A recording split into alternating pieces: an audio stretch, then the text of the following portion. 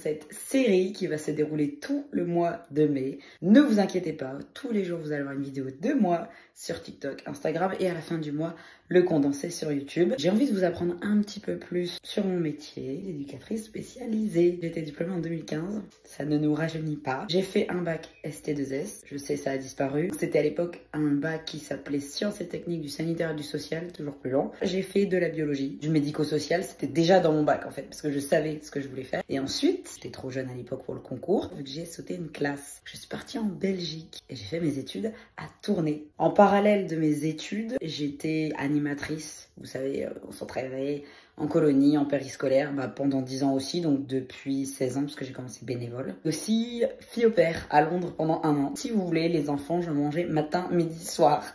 Si jamais vous avez des questions sur mon métier ou si vous voulez que je vous raconte une anecdote sur une thématique particulière, un cadre de travail, avec qui je travaille, enfin, il y a plein de sujets, j'en ai en tête évidemment, mais c'est aussi grâce à vous qu'on va faire cette série, donc n'hésitez pas sous cette vidéo à me proposer des thématiques, des sujets. Je peux déjà vous spoil le prochain, ça sera l'éducation financière et je pense que ça va en intéresser plus d'un. On se dit à très vite. Enfin, à demain. C'est parti pour le deuxième épisode sur le mois de l'éducation spécialisée et on va parler d'éducation financière. Je sais que c'est un adage qui est très connu chez les gens très aisés. Dans l'idée, si tu n'as pas le double, voire le triple, voire encore plus, tu n'achètes pas. Et c'est quelque chose qui paraît très superficiel, mais je vous assure que ça aide à faire beaucoup de choix dans votre vie. Évidemment qu'on aura, je pense quasiment tous, jamais les moyens de se payer une baraque cash. Jamais les moyens de se payer une bagnole cash. Mais si on retire ces deux arguments-là déjà, et évidemment, compte tenu de votre situation financière, je ne suis là pour mettre la pression à personne. Je ne suis pas là pour dire, ouais, vous n'avez pas les moyens de... C'est pas ce que je suis en train de dire. On essaye de prendre un petit peu de recul. À chaque fois que vous pouvez éviter de vous taper un crédit, faites-le. Bien souvent, les crédits sont utilisés pour des choses superficielles. Encore une fois, je sais que beaucoup de Français ne peuvent pas se le permettre, et Françaises. Ce que j'essaye de vous dire, c'est que même dans des petites choses, aller manger dehors, une glace, un truc, un machin, si vous n'avez pas les moyens de vous le payer au moins au double, c'est que peut-être vous n'avez pas ces moyens-là. Ok, je vais faire un resto. Est-ce que je vais aller taper dans mes économies? Ou est-ce que c'est quelque chose que je peux me permettre? C'est-à-dire que si demain j'ai une galère, est-ce que j'ai quand même de quoi? Et je veux vraiment que ça entre dans la tête des jeunes le plus vite possible. Encore une fois, on fait ce qu'on peut avec ce qu'on a dans une société capitaliste de consommation. Le but, c'est de vous faire cracher votre thune. Vous êtes en sortie shopping, j'en sais rien, vous êtes dehors en centre commercial, il y a un habit qui vous plaît. Si demain, après-demain, la fin de la semaine, je l'ai encore en tête, ça veut dire que j'ai envie de l'avoir vraiment. Si jamais vous y pensiez même plus, ça veut dire que c'est un achat compulsif. C'est des petites questions comme ça qui paraissent très superficielles, mais ça peut vous faire économiser beaucoup. En France, on ne nous dit pas de regarder son application bancaire ou son compte tous les jours. Même si vous êtes à découvert, soyez au fait de ce que vous avez sur votre compte. C'est très important. On peut vous subtiliser votre carte bleue, on peut vous faire des prélèvements, etc., etc. Vous avez besoin de savoir ce qu'il y a sur votre compte. Qui est 300 000 € ou 12 ou moins 4, vous avez besoin de savoir. Dès que vous avez votre salaire, votre rentrée d'argent, on va vous dire, j'ai reçu mon salaire, c'est maintenant que j'achète l'iPhone. Non, reçu ton salaire, ok. Il y a 400 dans le loyer, ok. Il y a 200 potentiellement dans le mois pour, je sais pas, les courses, l'essence, etc. À la fin, vous avez un nombre réduit. Et ben même vous mettez 50 € de côté, mettez-les. Même vous mettez 10 € de côté, mettez-les. C'est plein de petits gestes comme ça qu'il faut pas négliger. Si vous avez payé toutes vos charges, etc., je vous dis pas de vous mettre dans la misère, encore une fois. Si jamais vous êtes des étudiants, étudiantes et que vous êtes chez vos parents, ou si vous êtes dans une situation où vous payez pas de loyer parce que vous êtes propriétaire, que vous avez hérité, mettez de côté. C'est le plus gros conseil que je peux vous dire. Dès que vous avez un peu de sous, vous avez plus que la moyenne, un mois de 13e mois et que vous n'avez peut-être pas d'enfant et que vous pouvez vous permettre, mettez de côté. Tout ce que vous pouvez mettre, à outrance, mettez. Moi, je sais que si demain, je vais gagner 2000 €, je vais foutre 1000 € de côté. Je vais foutre 1000 € de côté parce que quand j'aurai tout payé, j'aurai besoin de 300 € pour vivre. Vous voyez ce que je veux dire? Si bien sûr, j'ai tout payé, on s'entend bien. Autant que vous pouvez, essayez de prioriser vos dépenses. Quand vous avez des enfants très jeunes, MT dents pour les dentistes, faites-le. Tout ce qui est des dépistages gratuits, prenez-les. C'est donné, c'est dans notre pays. On cotise pour ça. Tout ce que vous pouvez faire pour économiser, pour essayer de garder un maximum vos sous, faites-le. Vous pouvez aussi faire de l'éducation financière avec vos enfants. Leur faire des petites tirelires, des petites enveloppes et leur dire, ok, je sais pas, t'as 5 € d'argent de poche, je sais pas. Et ben, tu gardes 1 € pour des bonbons. C'est plein de petites choses parce que c'est tellement un sujet qui est tabou en France que du coup, les gens qui ont, ils n'en parlent pas et les gens qui n'ont pas, ils en parlent pas non plus. Je suis pas là pour vous culpabiliser, mais tout ce que vous pouvez mettre de côté, tout ce que vous pouvez éviter de dépenser à crédit en plein de petits mois, parce que croyez pas, cette société, elle est pas là pour vous faire des cadeaux. Quand vous trouvez que c'est un petit peu trop beau, il y a anguille sous roche, sincèrement. tout cas, j'espère vous avoir aidé. Si vous avez d'autres questions, n'hésitez pas en commentaire. Et s'il y a des personnes qui travaillent dans les milieux, évidemment, vous pouvez apporter vos informations. Voilà, et on se dit à demain. Bienvenue dans ce nouvel épisode d'un mois en éducation spécialisée avec Sid. Aujourd'hui, je vais vous dire tout ce que j'aurais aimé savoir avant de commencer ce métier, ou même mes études. Petit 1, règle tous tes traumas avant de rentrer dans cette formation. Contrairement à beaucoup de métiers où on travaille avec des machines, avec des processus, des fonctionnements qui sont réguliers, nous, on travaille avec la chose la plus incertaine du monde, c'est l'humain. Et quand je dis nous, c'est même mes collègues infirmières, psychologues, etc. Notre outil, c'est nous, c'est l'humain. Le public, c'est l'humain. Ce que je vis, ce que j'ai vécu, c'est mon outil aussi de travail. Ça va être mes forces, mais ça va être aussi mes faiblesses. Et ça marche aussi avec le public en face. Il va y avoir des résonances. Mon apparence, ce que je dégage, et ben ça va aussi faire que la personne va adhérer ou non. Vous avez déjà changé peut-être de médecin, de psychologue, de gynéco parce qu'il n'y avait pas un truc, un feeling. Ben là c'est pareil. Je sais pas si vous avez été agressé malheureusement dans votre enfance. Est-ce que aujourd'hui vous êtes en capacité d'accompagner des personnes agressées ou des personnes qui agressent? C'est ça aussi notre métier. C'est d'être des deux côtés de cette société, d'accompagner les gens marginalisés, donc les gens que la société rejette. Ça c'est l'une des grosses bases. La deuxième, c'est d'être soi-même. Ça sert à rien de jouer un rôle. Si vous êtes quelqu'un de strict, ça sert à rien de vous donner le personnage de la personne cool. À un moment donné, comme on dit, chasser le naturel, il revient en galop. T'as peur de pas avoir de l'autorité, donc tu deviens hyper sévère. Tu penses que pour bien t'entendre avec les jeunes, bah, il faut être super cool, voire laxiste. Tu seras ce que tu es. Je découle sur le troisième point, l'ego. Si t'as trop d'ego, ne fais pas ce métier. Tu vas avoir une discussion qui va pas forcément bien se passer, ou qu'il y a une personne qui est hébergée qui va te renvoyer un ta gueule ou un je t'emmerde, j'en sais rien, et que tu vas le prendre personnellement et que tu vas voir ça comme un conflit, ça va pas du tout.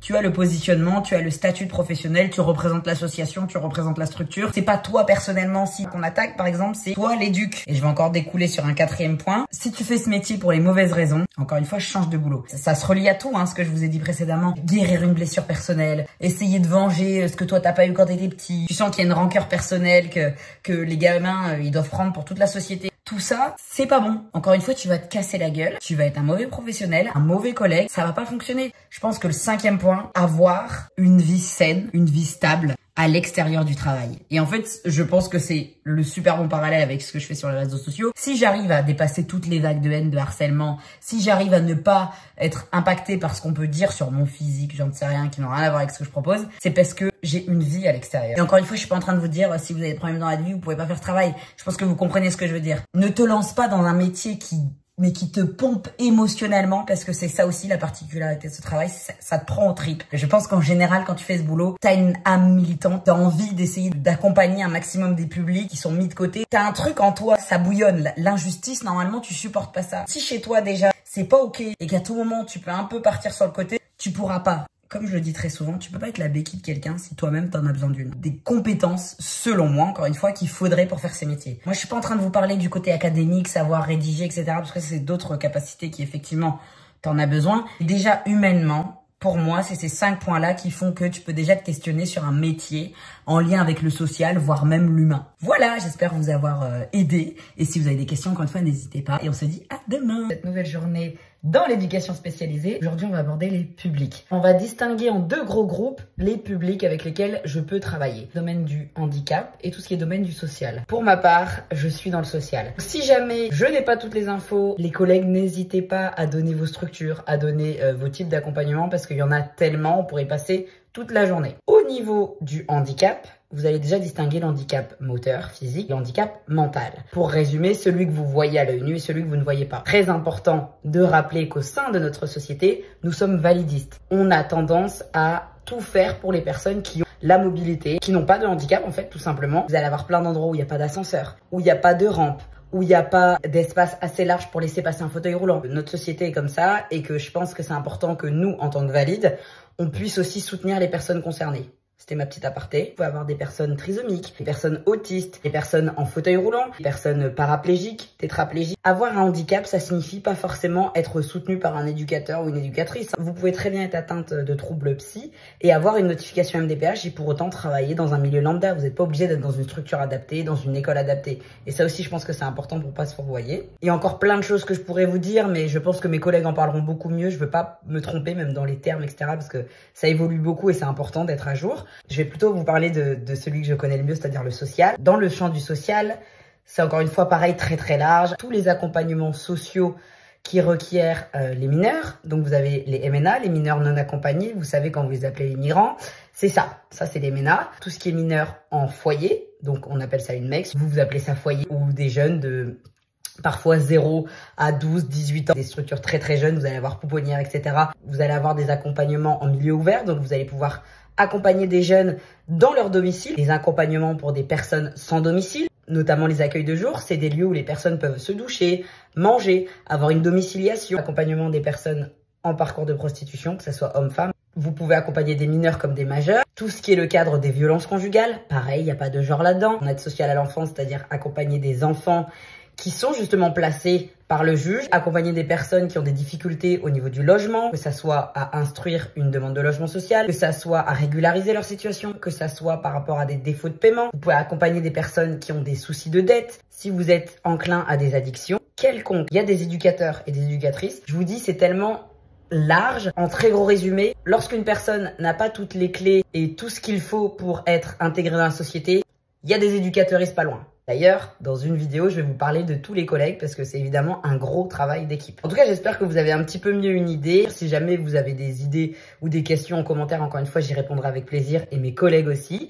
J'espère que ça vous a plu. On se dit à demain. Hello, bienvenue dans cette nouvelle vidéo où nous allons aborder les collègues. Parce que c'est bien beau de parler des éducateurs spécialisés, mais il y a aussi tout ce beau monde qui gravite autour de nous. Parce que c'est avant tout un travail d'équipe. Accompagnant, accompagnante en éducatif et social. C'est une personne qui va être facilement en structure ou au domicile pour accompagner des personnes vulnérables. Animateuristes socioculturelles, on les retrouve facilement dans tout ce qui est maison de quartier, aide à la jeunesse, ça va être créer des outils, des ateliers, des sorties, tout ce qui est activité périscolaire, vous allez également en trouver là-bas. J'aime bien, je dis ça comme si on parlait de Pokémon rares. Mes chers collègues, assistants et assistantes sociales, mais qu'on dit maintenant ASS, assistante de service social. Bon, ils aiment bien changer les sigles, hein, mais dans l'idée, c'est toujours la même chose. Les gens-là sont calés, mais calés de chez calés dans l'administratif. Dossier de demande de logement, aide de financement à la carte. Bon, il y a plein d'autres trucs, hein, mais c'est important de le relever. On parle également des assistants et assistantes maternelles, les personnes qui vont avoir à leur domicile des enfants. Bien souvent, les parents, ou en tout cas les tutrices, vont être au travail ou indisponibles pour les garder pour X ou Y raison. Les CESF, les conseillers en économie sociale et familiale, c'est un peu les cousines éloignées des assistantes sociales. C'est vraiment mes collègues qui sont spécialisés pour accompagner les familles qui ont des difficultés socio-éducatives. Également un accompagnement qui est différent, je trouve, de l'assistante sociale. Ça peut être au cœur du ménage, ça peut être la gestion budgétaire, ça va être sur plein d'outils et d'accompagnement au quotidien. Le ou la conseillère en insertion sociale et professionnelle va accompagner le jeune entre 16 et 25 ans. Le fait qu'elles ont un pied dans l'emploi et un carnet d'adresses très vaste permet aux jeunes d'être accompagnés et d'avoir parfois un accès plus rapide à de la formation, un emploi ou même une école spécialisée. Je vous épargne les éducateuristes spécialisés, je pense que vous commencez à nous connaître. À l'instar de l'éducateuriste, le moniteur ou la monitrice a 2 ans de formation, donc il y a 1 année de moins. Bien souvent sur le terrain, on fait quasiment la même chose. Ce que je dirais qui nous différencie, c'est que d'un point de vue des écrits, je trouve, c'est quelque chose qui est plus appuyé quand tu as fait les études d'éducateur. Et tu vas avoir aussi beaucoup plus de côté terrain, aussi animation et activité quand tu es dans le moniteur éducateur. Enfin, la TISF, la technicienne ou le technicien d'intervention sociale et familiale, peut notamment faire des visites médiatisées au domicile pour accompagner aussi la gestion par exemple des courses, voir comment le budget est géré au sein même de la famille. C'est vraiment du terrain et c'est grâce à ELE qu'on peut avoir un suivi sur l'accompagnement réel au niveau des familles. J'ai oublié les éducatrices de jeunes enfants qu'on appelle également EJE, spécialisées dans l'accompagnement des 0 à 7 ans. Évidemment, j'entends par là les collègues qui travaillent avec moi dans le milieu du social/handicap. Bien sûr que les infirmières, les psychologues, les psychiatres, plein de domaines évidemment qui font, et en fonction des structures, qu'on va travailler avec ces autres professionnels. Et là, c'est vraiment dans le champ du thème travailleur social, travailleuse sociale. La catégorie de métiers, on regroupe tous les métiers que je viens de vous citer. Et donc, je dis que c'est mes collègues proches. Bien sûr, tous les autres sont également mes collègues. Ne voyez pas de favoritisme.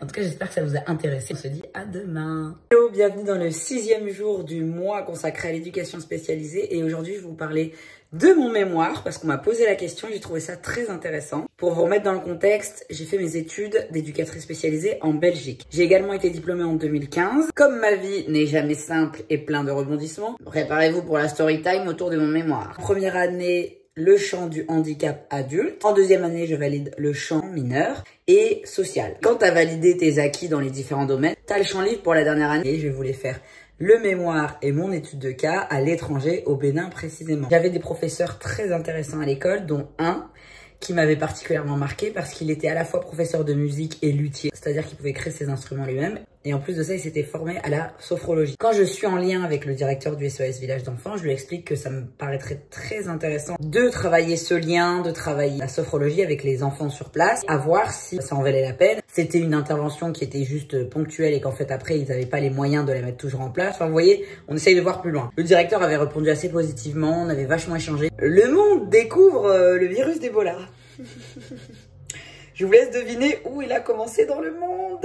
Je vous mets une petite carte juste ici de toute la zone ouest africaine qui est touchée. Le Libéria, Sierra Leone, c'était vraiment les premiers gros foyers. Il y a eu un gros pic en fin 2014 et ensuite 2015. Mon stage débute à la rentrée scolaire en septembre 2014. Qu'est-ce que les États annoncent publiquement? Fermeture des frontières, interdiction d'aller. Évidemment, Sidonie, à une semaine de son début de stage, n'a plus de stage. J'ai essayé d'alerter tout le monde en train de demander à mes profs. Oui, j'ai pas de stage. Un micmac, mais sans nom. Je vous épargne le fait que j'avais payé les vaccins, je vous épargne les passeports, je vous épargne tout. Tout cela se passe et moi je dois trouver un stage. Si t'as pas de stage, tu n'as pas ton année. J'arrive à trouver un stage. J'ai tellement aimé ce public qu'après j'ai travaillé 3 ans en région parisienne avec le même public. Tout ce qui est centre d'hébergement d'urgence et de réinsertion sociale, hébergement d'urgence. Je suis tombée sur une équipe exceptionnelle. J'ai eu tellement de chance dans mon malheur. Je me suis focalisée sur la relation entre les mères avec leurs enfants et comment, en tant que femmes, elles peuvent, à travers tout ce qu'elles ont à traverser, c'est-à-dire être des mères, être des femmes, être des personnes en structure, etc., etc., comment elles font pour avoir les temps encore, pour avoir des activités avec leurs enfants, sans imploser. À ce moment-là, j'étais encore en plein dans mes années animatrice, donc j'avais cœur à mettre des animations aussi au sein de la structure et d'essayer de favoriser des liens. Et si vous saviez le nombre d'histoires qu'on m'a racontées à travers des ateliers, enfin vraiment conseil, que ce soit aux étudiants, étudiantes ou aux professionnels, ne minimisez pas et ne négligez pas toutes les activités hors temps formel. C'est tellement dans le reste du temps que tu fais réellement ton travail, enfin ça en fait partie, mais je pense que vous avez compris. Et c'est tellement une expérience qui m'a marquée parce que le fait qu'on m'ait accueilli aussi bien, alors que moi j'arrive comme un cheveu sur la soupe au milieu des périodes en mode coucou, j'ai pas de stage, vous pouvez m'accepter. Vraiment, ça m'a aidé en fait à aimer mon métier, je pense. J'espère que ça sera un message qui vous donnera envie aussi parce que croyez en ce que vous pensez, vraiment, c'est très important et n'hésitez pas à vous ressourcer auprès des personnes qui vous paraissent légitimes et sensées. Si j'avais écouté les gens en première année, je serais clairement pas éducatrice. Même le chef de service dans mon stage, la première année, c'était le genre de chef de service. Non, attendez, peut-être garder ça pour des story time dans les pires et les meilleures expériences ou etc. Si ça vous intéresse que je vous raconte ça dans une vidéo, mes pires ou mes meilleures expériences, n'hésitez pas à me demander. Comme ça, j'en ferai peut-être une vidéo. Pas bête ça. J'espère que ça vous a intéressé. Je parle encore une fois beaucoup trop, mais ça vient du cœur. À demain. Bienvenue dans cette nouvelle journée de 1 mois dans l'éducation spécialisée avec Sid. Et aujourd'hui, on va parler des a priori sur mon métier. Impossible de rentrer sans le travail chez soi. J'ai envie de dire oui et non. Phrase insupportable. Ça dépend des personnes. Ça dépend aussi des situations. Nous sommes des humains et nous travaillons avec l'humain. Parfois, il y a des situations qui te touchent. Il y a la mère qui va passer son permis. Enfin, tu vois, il y a des choses comme ça qui te prennent. Après, il faut évidemment pas que ça te bouffe. Beaucoup d'entre nous frisent avec le burn-out et la charge de travail. Oui! Oui, oui et oui. C'est tellement quelque chose qui te prend en tripes que tu peux te sentir débordé et tu peux te laisser déborder aussi. Un bon ou une bonne chef de service qui va te dire en fait non, il est telle heure, tu dois rentrer chez toi, ça sert à rien demain, ça va pas changer. C'est un peu le défaut de toutes les personnes qui travaillent dans l'humain, avec des situations où tu dis ça se trouve demain la personne ne sera plus là. Plein de choses qui te viennent en tête, donc évidemment que ça te prend et parfois bah t'as du mal à mettre des limites. Et là c'est un conseil à mes collègues, les groupes de travail là sur WhatsApp, les machins, moi je suis contre. Et encore plus, les regarder quand tu ne travailles pas. Votre portable professionnel, vos mails, les groupes d'équipe, machin, si vous êtes en repos, en congé, en arrêt maladie, vous ne regardez pas. C'est un boulot qui est pas bien payé, c'est pas une fausse idée, c'est réel. Quand tu es dans le social ou de manière globale dans ces métiers-là, t'es mal payé, ni pour la gloire, ni pour l'argent. Un métier qui est difficile tous les jours, quasiment jamais de positif, c'est un constat.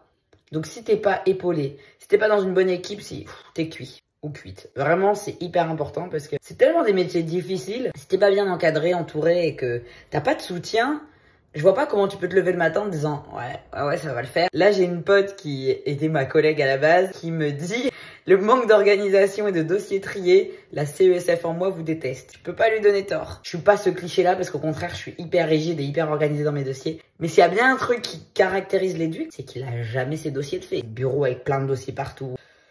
Le travail, comme je vous le dis, en intérim, des fois je vais dans des structures, Le gamin, son dossier, c'est une pochette, elle est vide. Voilà, l'éduc, il est un peu comme ça, tu vois, c'est un peu un roots. C'est un peu ça, l'éduc. C'est le mec, il est sur le terrain, il est à fond.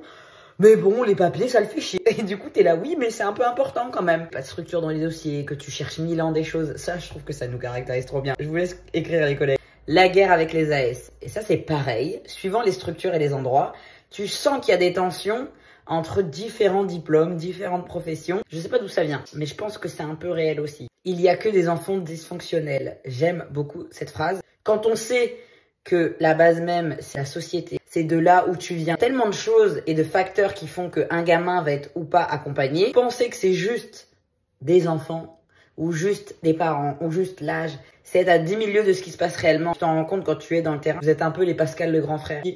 C'est tellement dans ma génération, parce que je sais même pas si ça passe encore à la télé. Peut-être des jeunes vont pas trop comprendre les rêves. Fallait voir quand j'ai commencé mes études. Ah, donc j'étais un peu comme Pascal le grand frère. Ah, s'il te plaît, ne me compare jamais à cet homme. Ok, t'as un problème avec ta mère. Ce qu'on va faire, c'est que tu vas jeter des assiettes. T'essayes de visualiser que les assiettes, c'est le conflit entre ta mère et ton père. Ça suffit. Faut arrêter d'être dans le spectacle, dans le sensationnel, dans le vas-y insulte. Stop. Vraiment. Tellement de choses, je me suis dit, c'est tellement problématique. Un jour, oui, vous me donnez des idées. Un jour, je pense qu'on va faire un react d'un Pascal le grand frère. Dites-moi si ça vous intéresse en commentaire, mais je le ferai sur YouTube, vous voyez, de manière un peu plus longue. Je pense que ça peut être intéressant de faire un react d'un épisode. Moi, c'est vraiment les éducs cow-boys qui arrivent en mode pas gros coup de pied dans la porte. Bah, on est où? Enfin, je veux dire, vous êtes la BAC?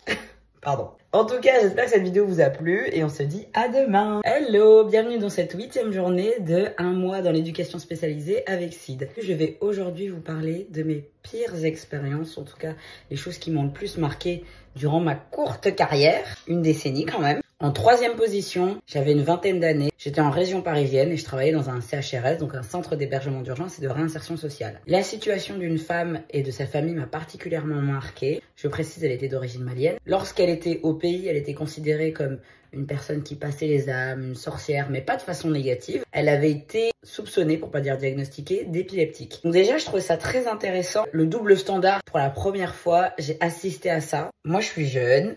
Je démarre, etc. On est en entretien, on est à 2 dans le bureau. Et d'un coup, la personne, elle est plus avec moi. Qu'est-ce qui se passe? Donc, clairement, je lui dis, madame. Je vois qu'elle me répond pas. Je me dis, bon, on va le laisser passer. Mais il y a vraiment eu une absence. Et je lui dis, madame. Et là, elle me répond. Et je lui dis, vous êtes partie là pendant quelques minutes? Elle me dit, bah non, j'étais là et tout. Et là, je me suis dit, ah oui. C'est donc ça. La deuxième situation, c'est lorsque j'étais très jeune. Pendant ma première année d'éducatrice spécialisée.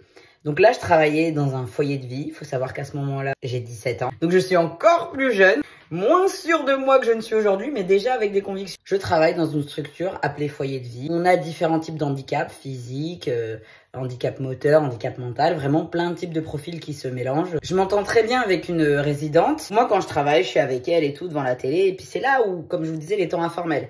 Elle va me raconter sa vie, elle va me parler des relations, elle va me parler de sa famille, etc. Vient le chef de service. Tout le monde se met debout. Comme les écoles en 1950 où il fallait se lever quand le maître est rentré dans la classe. Je ne comprends pas.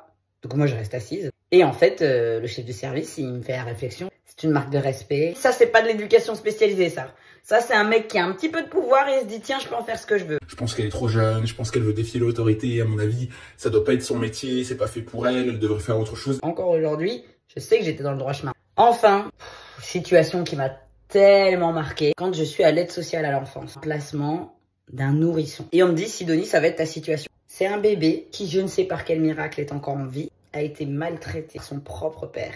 De lire ça, le résumé, de rencontrer les protagonistes et waouh. Je connais encore son prénom à cet enfant. Déjà, la famille, elle vit dans un cadre insalubre. L'appartement est trop petit, mal isolé. Il y a des moisissures. Il y a un chien. Le père est violent. Violence conjugale. Violence sur le nourrisson. Qu'est-ce qu'ont fait les voisins? Et je les remercierai jamais assez. Le père crie une fois de plus et les voisins l'entendent hurler. Oui, si tu continues, je vais beaucoup d'injures, etc. En parlant à l'enfant, il se doute. Et en fait, ils entendent plus rien. Les voisins ont appelé la police. Vous savez ce que le père a fait? Il a pris son bébé de quelques semaines. Il a été le mettre dans la cuvette des toilettes. Il a mis sa tête dedans. Il a reclaqué la cuvette sur...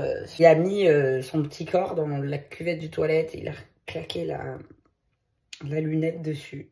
Un trauma crânien, des fractures, etc. Et si je devais définir l'espoir, la résilience et la combativité, c'est le prénom de cet enfant. Cet enfant, quand je l'ai rencontré, il était là. La mère, elle a tout fait Parce que c'est ça aussi, c'est que quand une mère, elle est victime d'un mari ou d'un compagnon, eh ben on lui enlève aussi ses droits sous prétexte qu'elle n'a pas réussi à protéger son enfant.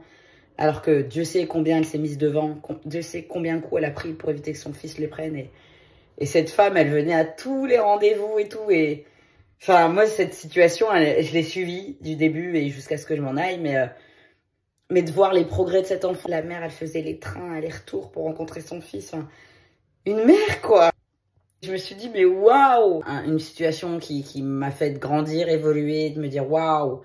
Le système de la violence conjugale. Enfin, j'ai énormément appris avec cette situation. Mais on va garder le positif pour demain, d'accord? Je vous citerai mes 3 plus beaux souvenirs, mes 3 meilleures situations, même s'il n'y a pas de meilleures et de moins bonnes situations, je pense que vous l'avez compris. C'est pas le but, je voulais surtout vous parler de mon ressenti.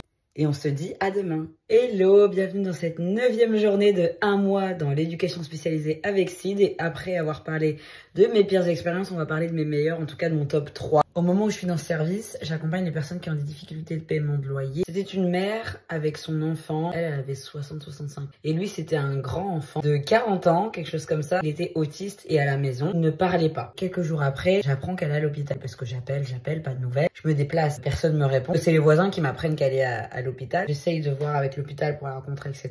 La semaine d'après, la dame, elle décède. Première chose qui me vient en tête, comment son enfant va survivre sans elle. Je vous rappelle, autisme sévère, pas de parole, ritualisé. Son seul repère, c'est sa mère. Son père, il est malheureusement décédé. Et moi, il m'a jamais vu de ma vie. J'entre en relation avec lui, parce que c'est le terme. En même temps, pour lui apprendre que sa mère est morte, et en même temps qu'en fait, il va falloir trouver notre solution, parce que tu peux pas être tout seul dans une grande baraque, sans avoir les finances, parce que littéralement c'était le problème de madame. Avec autorisation évidemment, j'ai passé 15 jours à fouiller de fond en comble son dossier là où je travaillais, dans sa maison. Imaginez, vous savez quand les personnes font des testaments, elles les cachent, enfin, toutes ces choses-là. Parce qu'en fait, la dame, elle est décédée à l'hôpital.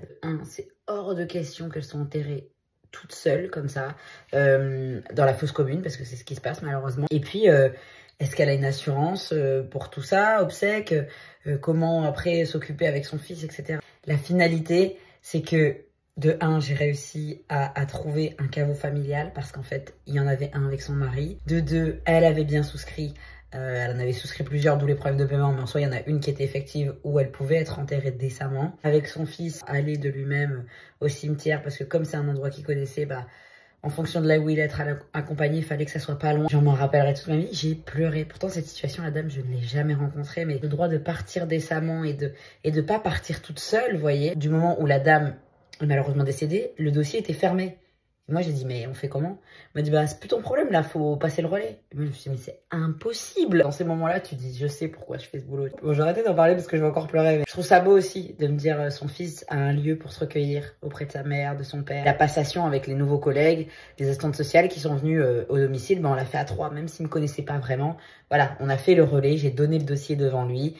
Voilà, c'est ces gens-là qui vont s'occuper de vous, etc. Et je trouve que c'est le minimum qu'on leur doit, en fait. Vous savez, j'ai travaillé à l'aide sociale à l'enfance pendant plusieurs années. Et j'ai accompagné une jeune qu'ensuite, lorsque je suis partie, bah évidemment, je l'ai perdue de vue. Et vient un jour où je travaille en intérim, comme maintenant, dans une structure. Et je l'entends dire, je crois pas qu'elle a vu ou entendu, enfin, su que j'avais entendu, mais... C'était mon éduc et tout, elle était trop casse-pied et tout, mais franchement, bah, elle était sur mes côtes, hein, mais elle était là, quoi, elle était là. D'entendre ça, tu dis... Tu vois, je t'ai cassé la tête. Tu t'es réveillé des matins, je t'ai dit, tu te lèves, tu te bouges. Et tu vas pas rater tout ce que tu as raté alors que tu as du potentiel. Mais tôt ou tard, les jeunes vont le comprendre et des fois pas. Hein. Tu le fais pas pour ça. Mais de dire, en fait, ça a peut-être servi. Tu vois, quand je l'ai vu là, je me suis dit, alors, t'es capable de tenir un projet quand tu te sens bien dans un endroit. Quand tu donnes la chance à cet endroit. Voilà, c'est ça qui est là. Je répète, je travaillais à l'aide sociale à l'enfance. Donc là, c'était pendant mon poste. La situation qui est la mienne, d'une maman d'origine camerounaise.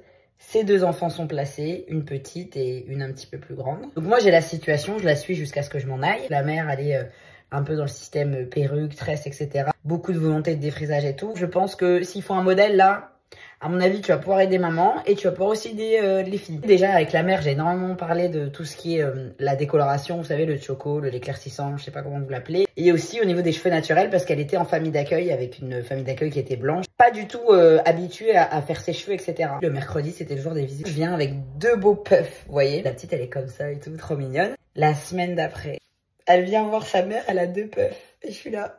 Oh, elle est trop mignonne! L'assistante familiale, elle vient me voir, elle me dit, elle a demandé à avoir les mêmes couettes, alors j'ai fait ce que j'ai pu. Je Je dis, bah, vous avez fait comment? Puis elle demande, voilà, je lui dis, bah, vous avez essayé beurre de karité pour adoucir, machin, bref. Là, c'est exactement ce que nous, on n'a pas eu. Et c'est là où il y a quelque chose qui joue. Elle était là, genre trop fière avec ses lunettes. Elle a dit, ouais, je suis trop belle et tout. J'ai dit, t'es belle. T'as une belle peau et tout. Cette petite là, tu le sais peut-être pas, mais peut-être qu'elle défrisera jamais ses cheveux. Peut-être qu'elle va aimer ses cheveux. Quand je vous dis qu'on influence n'importe qui, c'est ça. Je pense que c'est important. On a ce rôle à jouer là. Comme en tant que parent avec les enfants. Je vous le dis aussi à vous. Vous êtes belle et beau comme vous êtes. Prenez ça seulement. En tout cas, j'espère que ces petits messages tout mignons vous ont mis du baume au cœur et on se dit à demain. Hello, bienvenue dans la 10e journée, et oui, ça passe vite, de 1 mois en éducation spécialisée avec Sid. Quoi de mieux que la dernière prise de parole de monsieur Emmanuel Macron, notre cher président, pour la vidéo du jour. Parce que comme vous le savez, je suis éducatrice spécialisée. Et les droits de visite, le devoir comme il aime l'appeler, c'est quelque chose qui me concerne et que je connais. Ayant travaillé plusieurs années à l'aide sociale à l'enfance, littéralement le service qui s'occupe des placements en famille, qui est en lien avec le juge des enfants, je trouve la prise de parole d'Emmanuel Macron totalement hors de propos, inappropriée et discriminante. Premièrement, dès lors qu'il dit que c'est un devoir d'être parent, je l'arrête tout de suite. C'est un devoir d'être parent. Avoir des enfants, c'est simple. Être parent, c'est bien plus compliqué. Je pense que si tout le monde avait les connaissances, la capacité financière, la capacité psychologique, tous les points requis pour être parent, mon métier n'existerait pas. Secondo, modifier le droit de visite à un devoir, c'est un bond en arrière. Parce que l'éducation spécialisée et les sciences sociales, avec le temps, ont réussi à mettre enfin l'enfant, le sujet, en tant que première personne actrice de son projet et non victime et objet de ce système. Évidemment qu'à cette heure-ci, le système est bancal, foireux et on est clairement loin du droit des enfants, on est clairement loin du respect autant à la parentalité qu'aux enfants, mais là c'est pas le sujet. Mettre en place le devoir remet l'enfant au statut d'objet. Il est victime de sa situation. Un enfant qui a 15 ans, qui dit qu'il n'a pas envie d'avoir de contact avec son père, on va pas l'écouter. Pourquoi? Parce que c'est un devoir et non un droit. C'est une obligation, c'est important les mots qui ont été employés. Est-ce qu'on peut parler des familles monoparentales? Les familles qui élèvent seules un enfant, qu'est-ce qu'elles font dans cette histoire? On va les forcer à réintégrer un homme, parce qu'en plus on parle que des hommes, un homme qui est peut-être inadapté, qui n'a pas envie d'être père, qui est peut-être violent, peut-être même incestueux avec ses enfants, parce qu'il faut dire les mots, mais on va le forcer à rencontrer ses enfants. Ensuite, C'est sûr qu'il faut un père, une mère. Il faut une famille aimante, parce qu'un enfant qui ne voit jamais son père, un enfant qui sont abandonnés, c'est un enfant dont le développement affectif, éducatif n'est pas le même. une famille qui est homosexuelle, qu'est-ce qu'on fait? On a 2 femmes dans le couple, qu'est-ce qu'elles font? Elles doivent aller revoir le géniteur, elles vont essayer de retrouver... Vous vous rendez compte quand même? On exclut une tellement grande partie de la population. Accessoirement, il y a des personnes qui font le choix d'élever seuls leurs enfants. On peut très bien être une femme seule et décider d'adopter et ne pas avoir la présence d'un homme dans sa vie. Qu'est-ce qu'on fait pour ces femmes-là? Moi, j'appelle ça le lien pour le lien. Forcer coûte que coûte, et là je parle mère, père, le parent, à forcer de rencontrer les enfants. Ça, c'est quelque chose, je suis entièrement contre. Et c'est à l'ASE où j'ai pu voir ça en pratique. Oui, mais le père, il vient quand même toutes les semaines, ça vaudrait le coup que...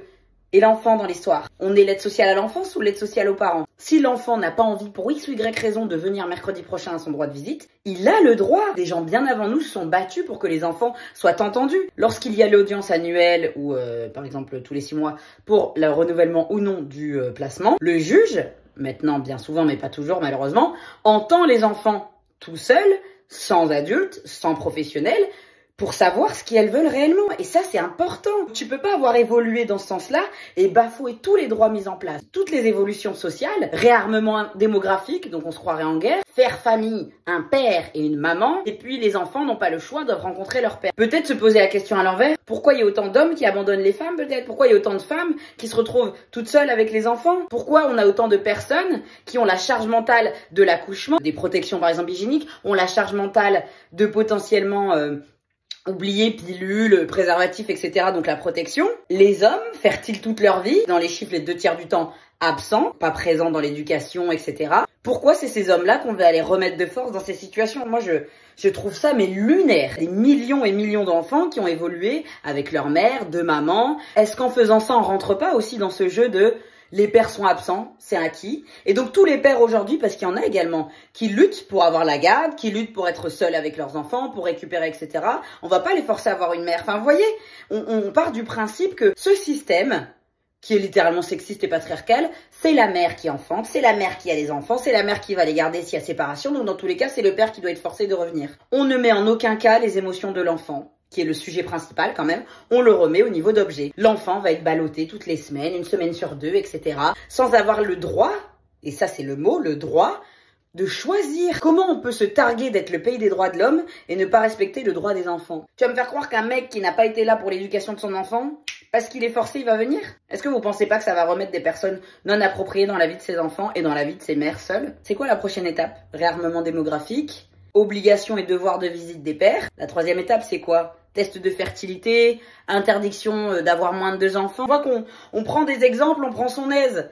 Dites-nous, monsieur Macron, est-ce qu'on part sur un système totalitaire, un régime proche de certains dictateurs qui nous oblige à avoir telle famille, un garçon, une fille, d'être absolument hétérosexuel, d'être marié, de prendre les noms de l'époux et de ne plus avoir son nom de jeune fille? Dites-moi si je me suis trompée et qu'on est retourné dans les années 40. Que je sache que vu que là-bas c'était encore la ségrégation, pour savoir si je dois déménager maintenant ou pas. À l'heure où on libère la parole sur tellement d'abus, sur... Il y a encore le tabou au niveau de l'inceste, sur tellement de choses. On va recréer une génération d'enfants, mais qui vont être malmenés.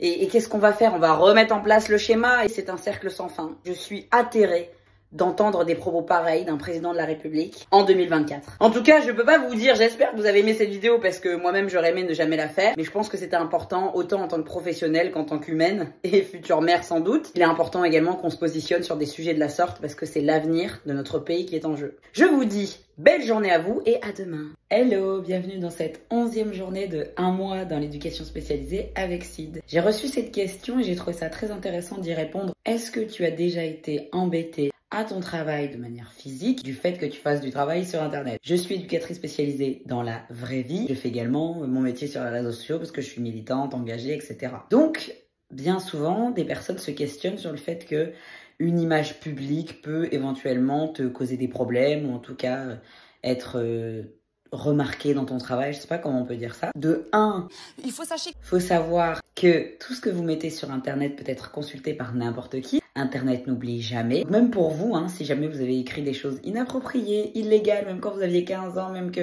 peu importe, ça peut se retrouver. Secondo, je fais un métier dans la vraie vie qui consiste littéralement à soutenir, accompagner des personnes en marge de la société. En général, mes collègues sont militants et militantes. Bon, je dis bien en général, il y a toujours des exceptions. Mais c'est quand même le cœur de notre métier d'aller au front.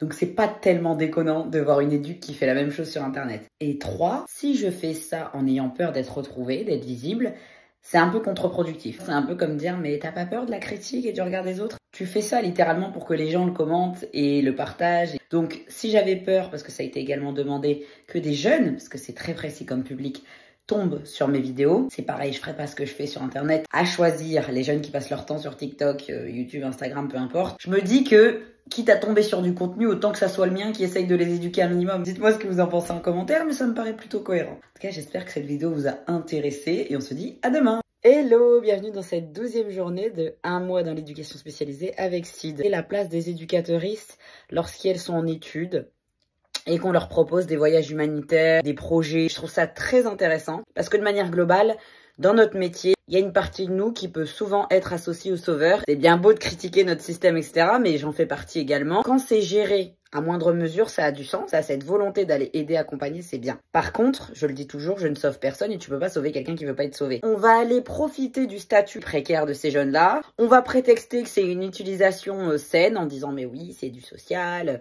c'est dans le but d'un projet. Et en même temps, les personnes qui utilisent ces jeunes-là, elles se font clairement un bénéfice parce qu'elles emploient pas des ouvriers qualifiés, des ouvriers diplômés. C'est un peu comme cette entreprise qui va essayer d'avoir que des stagiaires et des alternants pour pas payer des CDI temps plein, etc.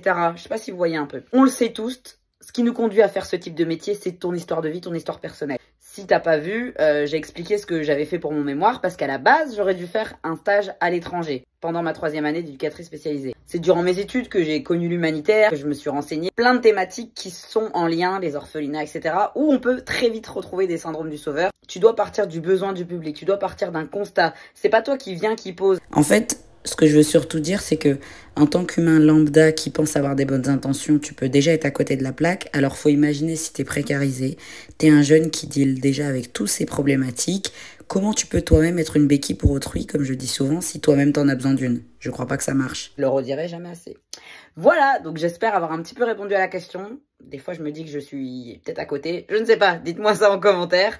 En tout cas, j'espère que ça vous a intéressé et on se dit à demain. Hello, bienvenue dans cette 13e journée d'un mois dans l'éducation spécialisée avec Sid. On m'a partagé une vidéo d'un homme qui baladait son enfant avec un harnais et on a demandé ce que j'en pensais. Essayez d'entendre tout le message que j'ai à vous dire.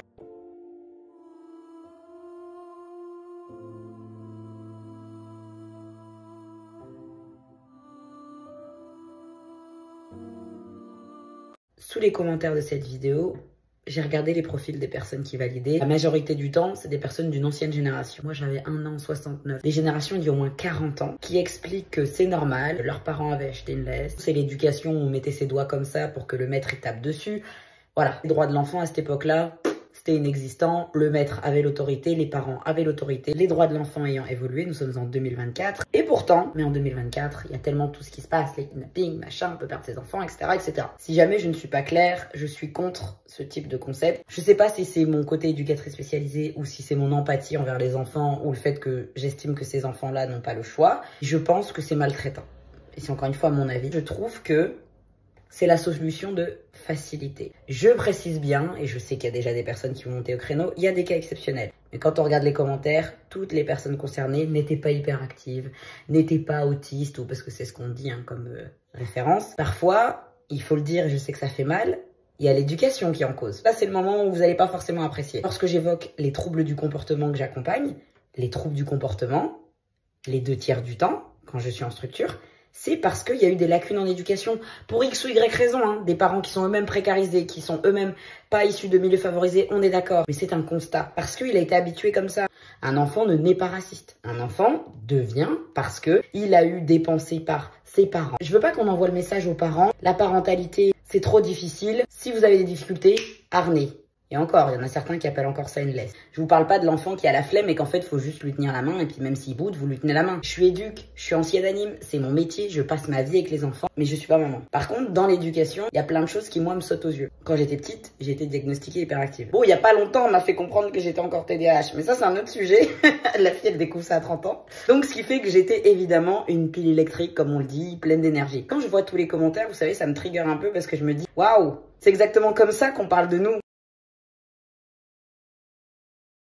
On n'est pas sur le bon curseur à penser aux parents. Évidemment, qu'en tant que parent, t'as pas envie que ton gamin il se fasse kidnapper, qu'il disparaisse. Si on part dans ce principe-là, tu ne sors plus avec ton enfant en public. Mais il y a un moment donné où le gamin, peut-être qu'il va imploser. Peut-être pas, Il y a déjà des professionnels pour vous accompagner. Il y a des services. Il y a effectivement des systèmes un peu avec le poignet, etc. Là, même, dans ce qu'on voit dans la vidéo, c'est vraiment le mec qui se balade comme ça, puis il tire son gamin. Je sais pas si c'est clair pour vous, C'est très délicat, donc j'essaye de mettre les formes, ne vous vexez pas. Autant un casque anti-bruit, quand t'as des troubles du comportement, t'es autiste. Tu vois ce que je veux dire? Ça protège l'enfant, ça l'empêche d'être envahi par les bruits de l'extérieur, de pas se sentir en sécurité, donc lui-même de se faire du mal, de faire du mal aux autres.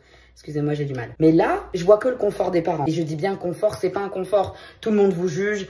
Les gens, ils pensent beaucoup de choses sur vous qui sont pas forcément positives. Et c'est un fait, donc c'est pas un confort. Mais je pense que vous comprenez quand j'utilise le mot confort. Il est où le bien-être de l'enfant? Alors oui, on empêche qu'il se fasse kidnapper. Mais il y a des enfants qui ont jamais été accrochés, qui se font pas kidnapper. Je veux pas qu'on rentre dans ces questions-là. Est-ce que c'est la solution? Est-ce qu'il n'y a pas des alternatives? Finalement, il est peut-être trop jeune pour aller dans ces lieux-là. Est-ce qu'il n'y a pas d'autres questions à poser?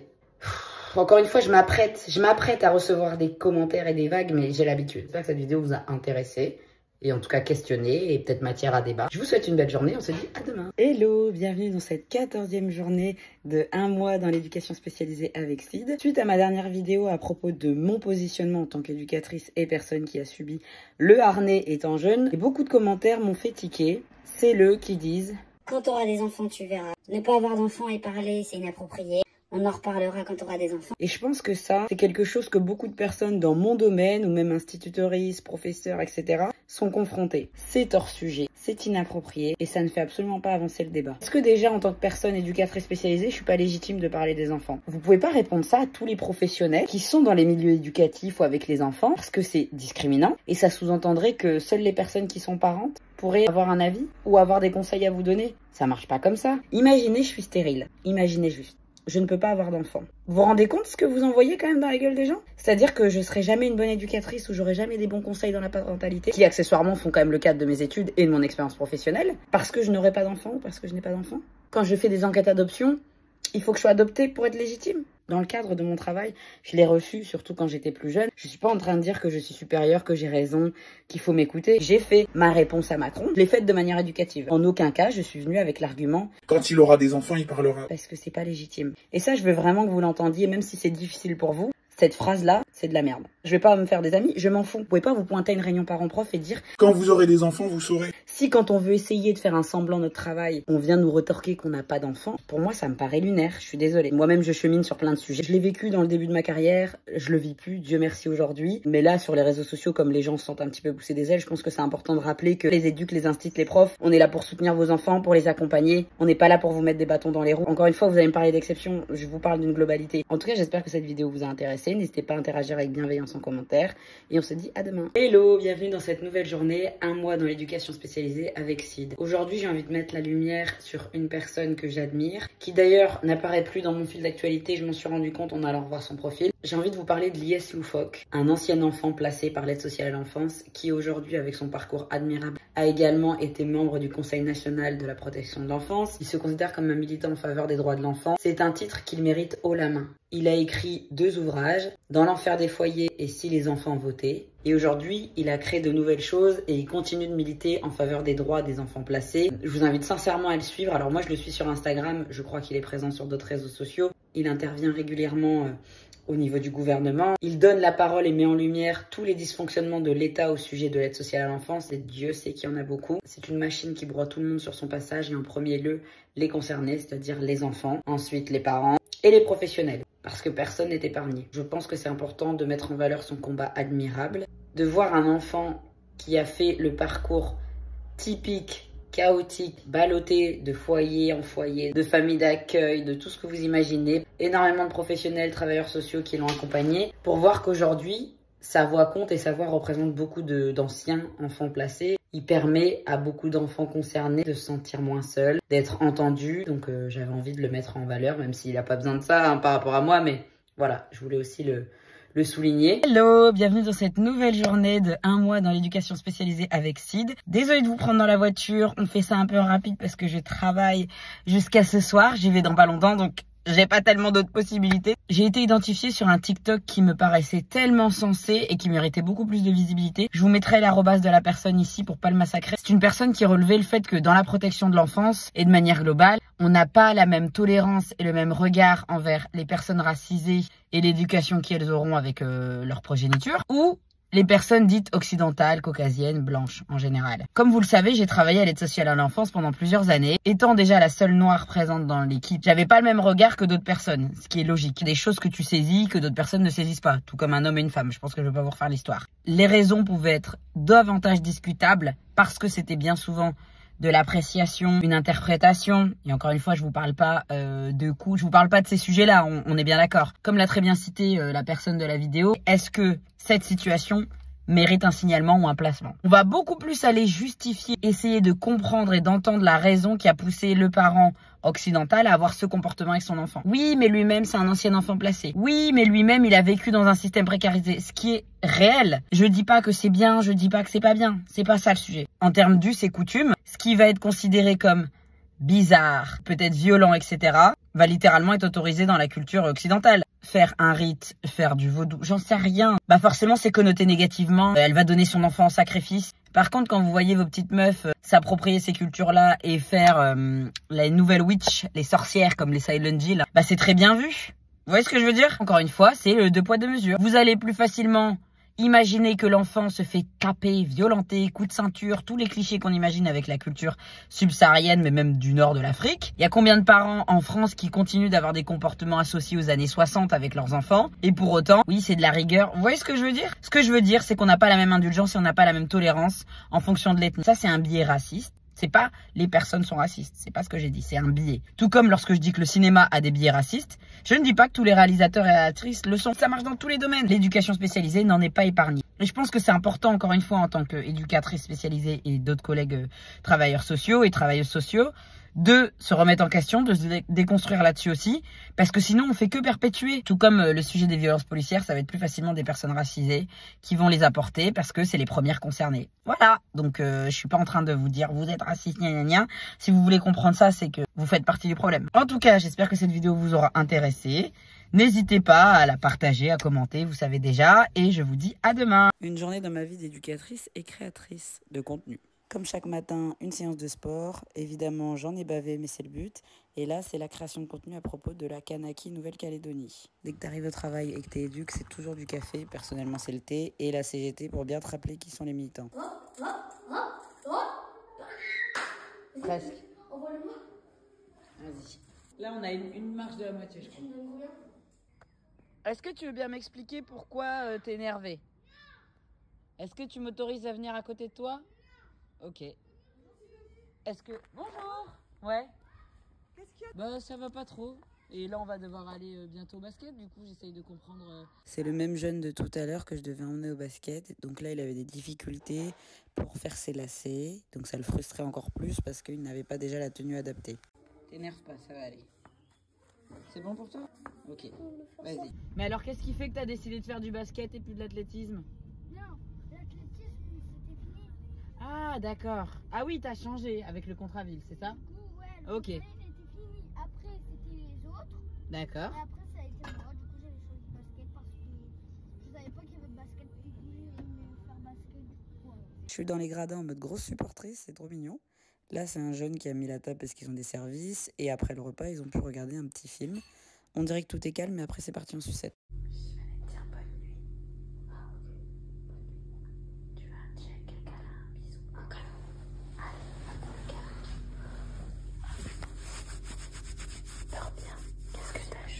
J'espère que ce format vous a intéressé. Dites-moi si ça vous plairait de manière un peu plus longue, une journée complète sur YouTube ou même une semaine dans ma vie d'éduc et de militante sur les réseaux. Voilà, on se dit à demain. Hello, bienvenue dans cette nouvelle journée de 1 mois dans l'éducation spécialisée avec Sid. Lors de ma dernière mission, c'est-à-dire jeudi, quand j'ai travaillé jusqu'à la fin de la soirée et comme il y a eu des complications vers la fin, je suis rentrée un petit peu plus tard. La situation concerne des troubles du comportement. J'ai eu beaucoup de réflexions avec le moniteur éducateur présent. Quand nous, on est venu voir le jeune autour du bonne nuit, un petit peu dans son lit, en train de patouiller, etc. On sait qu'il y a des jeunes qui mettent plus de temps à s'endormir, mais à partir du moment où ils font pas trop de bruit, ils dérangent pas les autres, ma foi, il s'endort à l'heure qu'il doit s'endormir. Hein. Tant qu'il sait se lever pour aller à l'école le lendemain, j'ai envie de vous dire, on commence à entendre du bruit avec la chambre d'à côté, on revient le voir. D'un coup, il a switché. Mon collègue, il lui dit, bah, si ça va pas là, va falloir sortir et tout. Il dit, je m'en fous. Et il monte.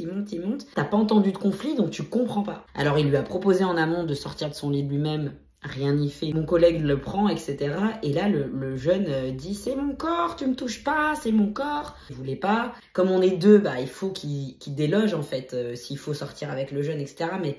Parce que vous savez, dans ces moments-là, c'est exactement les moments d'étincelle qui font que tout le groupe pète. En fait, t'as beau être deux, tu travailles avec des jeunes du trouble du comportement, le top c'est 1 pour 1. Par chance, la veilleuse, elle est arrivée, elle a pu m'aider en haut, etc. avec les autres jeunes, mais on entendait le jeune en bas, donc à un moment donné, je suis descendue, il m'a dit non, ça va, il essayait de le discuter avec lui, il était dans le canapé, etc. Après, je sais qu'ils sont sortis, enfin, il m'a tout expliqué. À un moment donné, le jeune lui a dit « Mais pourquoi tu m'as pas demandé si moi j'avais besoin, si moi j'allais pas bien ?» Parce que mon collègue, il lui a dit « Bah, moi je pensais pas que t'allais mal, forcément, je te vois un petit peu dans ton lit. Vous savez, c'est pas il remue, il se secoue partout, c'est il est là, il touche un peu, il se met, il retourne, bon, comme des jeunes qui s'endorment ou qui ont des difficultés. Rien de plus, quoi. » Il dit « Moi, sa question m'a mis sur le cul. » Mais t'as raison de nous pointer ça, en fait. Je voulais vous le partager aujourd'hui parce que on était à deux en train de parler de ça, et je me suis dit « Mais purée, ça là... » Il dit, mais ouais, c'est la leçon, quoi, du jour. J'ai dit, mais c'est incroyable. Et en fait, c'est pour ça que je vous dis, c'est fou comme ce métier, tu grandis tous les jours. Les gamins, alors que sur l'instant, sur la crise et tout, tu comprends pas, tu sais pas si t'as mal fait. Et en fait, des fois, c'est des choses comme ça. C'est fou comme notre accompagnement évolue et notre vision de notre métier et des situations se fait avec l'expérience. En tout cas, cette situation m'a tellement fait cogiter dans la soirée et même encore aujourd'hui, je me suis dit, mais... faut que j'en parle. Je sais pas ce que vous en pensez, n'hésitez pas à me donner vos impressions en commentaire. Et puis on se dit à demain. Hello, bienvenue dans cette nouvelle journée de 1 mois dans l'éducation spécialisée avec Sid. Nos jours heureux, un film qui me paraît culte lorsqu'on a été animatrice ou avec des enfants, je pense que ça va vous parler. Il y a une scène très forte, le directeur il dit A à un enfant et l'anime il arrive, il dit A, ça va, c'est bon, on va dire B. Pour moi, c'est une base qui est régie dans l'animation et de manière globale quand tu éduques des enfants. Je pense que même des parents peut-être vont pouvoir se questionner ou en tout cas répondre là-dessus. Ça te décrédibilise ou alors ça décrédibilise la personne qui est avant toi, qui est en train de donner une autre consigne, etc. C'est l'exemple même de « nous sommes fragiles entre nous ». Je vous laisse entrevoir et apparaître cette fêlure. Et c'est comme ça que ça s'engouffre. Je trouve que c'est parfois même, dans un but de méchanceté. Nous ne sommes pas entourés de bisounours, donc vous savez très bien que si un collègue veut vous tuer, c'est le meilleur moyen de le faire. Petit conseil bonus, si vous êtes jeune et que vous avez peur de ne pas vous faire respecter par le public, c'est pas en devenant ami, copain, camarade, que ça va fonctionner. Tout le monde fait ce qu'il peut pour avoir son autorité. Notre taf, c'est aussi des fois les conflits, c'est aussi être en désaccord parfois même avec son équipe ou son chef de service ou sa chef de service. Mais ça fait partie du travail. On parle pas d'histoire d'ego, hein, on s'entend bien. Normalement, on est une équipe, on est soudés, et si on n'est pas en accord, il y a des lieux pour en parler. Vous voyez ce que je veux dire? On parle pas d'une violence. Et évidemment, tu vois ton collègue étrangler un gamin, tu vas pas être là. Non, alors moi je suis en accord avec mon collègue. Bah non. On part toujours du principe qu'on est sur les besoins vitaux qui sont réglés. Hein. Je me rends compte qu'il y a tellement de pans de mon métier et c'est super cool parce que ça me permet de faire une introspection. Qu'est-ce que je pense de tel sujet? Merci pour aussi me permettre tout ça et les échanges en commentaire. Donc j'espère que ça vous aura intéressé. On se dit à demain. Hello, bienvenue dans cette nouvelle vidéo. Un mois dans l'éducation spécialisée avec Sid. Aujourd'hui, j'ai envie de vous parler de la contention.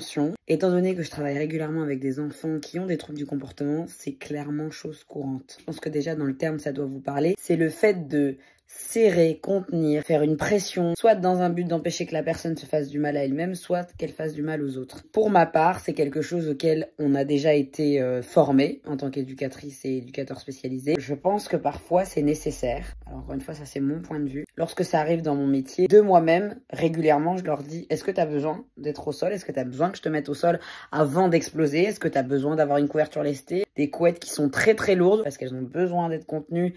C'est quelque chose de commun. Je peux pas dire que c'est quelque chose qui n'est pas choquant. Peut-être pour les personnes qui sont épileptiques potentiellement. Je pense que si vous avez déjà eu des crises d'épilepsie, vous savez sans doute que parfois, la contention empêche par exemple de se mordre la langue, de faire quelque chose, de se claquer la tête, etc. Dans ce but-là, soit préventif, soit pendant une crise, le moyen le plus safe, c'est la contention.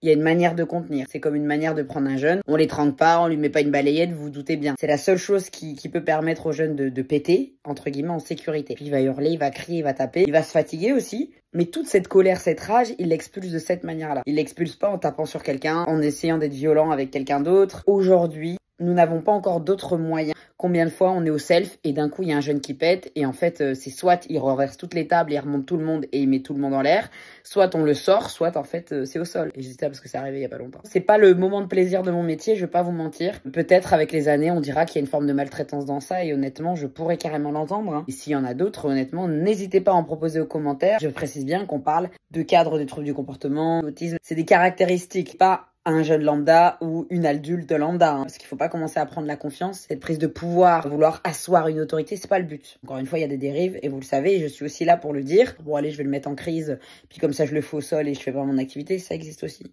Je sais que c'est un sujet qui peut être un peu compliqué pour certains et certaines. Si jamais vous n'avez pas réussi à regarder la vidéo, je le comprendrai. Je vous remercie de m'avoir écouté et on se dit à demain. Hello, bienvenue dans une nouvelle vidéo de Un mois dans l'éducation spécialisée avec Sid. Aujourd'hui, j'ai envie d'aborder le fait que nous soyons, malgré nous, des modèles pour les personnes que nous accompagnons. Je ne dis pas ça en étant prétentieuse ou par manque d'humilité, mais c'est un constat. Tout comme un ou une enseignante vont avoir tendance à être des modèles pour leurs élèves, et bien là, c'est à peu près pareil. Parce que qu'on le veuille ou non, les jeunes nous voient, les adultes nous voient, et je pense que on peut aussi le transposer, vous savez, au monde de l'animation. Si vous êtes surveillant et surveillante, il y a un peu cette idée que on vous regarde, on peut potentiellement prendre exemple sur vous parce que vous êtes l'adulte. C'est intéressant d'avoir conscience de ce rôle-là tout en n'en abusant pas, mais en l'utilisant à bon escient. Incité par votre parcours, votre vécu. Comme vous le savez, le rôle de la représentation est très important pour la construction de tout être humain. On se sent représenté quand on a des pairs, quand on a une personne qui a la même couleur que nous, une personne qui a la même religion que nous. Les premiers atomes qu'on va avoir dès l'enfance avec d'autres personnes. Je suis une femme noire qui va avoir ses cheveux naturels. Mon rôle, que je le veuille ou non, ça va être de représenter, avec des guillemets parce que je ne représente que moi-même, mais je suis peut-être la seule référence que certaines personnes auront de ce type d'individu. Je mets beaucoup de guillemets parce que